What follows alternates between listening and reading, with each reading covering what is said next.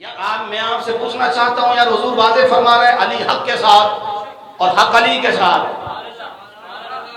حق علی کے ساتھ، علی حق کے ساتھ، قرآن علی کے ساتھ، علی قرآن کے ساتھ، علی مجھ سے ہے اور میں علی سے ہوں۔ اس کے بعد بھی لوگ علی کے خلاف تلوار لے کر آ گئے۔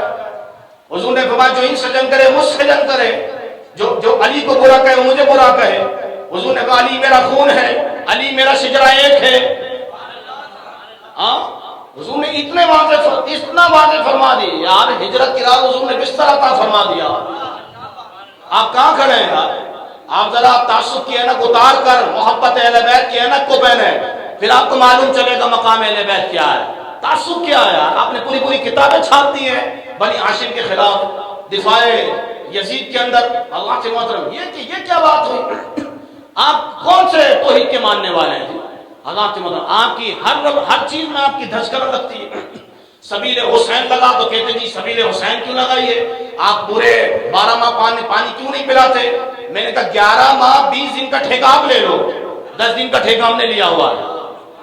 میں نے کہا آپ کو سبیل حسین سے بغض نہیں ہے، میں نے کہا آپ کو سبیل حسین سے نہیں بلکہ حسین کے نانا سے بغض ہے، کیونکہ جب تم نے حسین کے نانا کو صحیح نہیں مانا تو حسین کو کیا مانو گے؟ جس نے حسین کے نانا کو مانا ہے اس نے حسین کو بھی مانا۔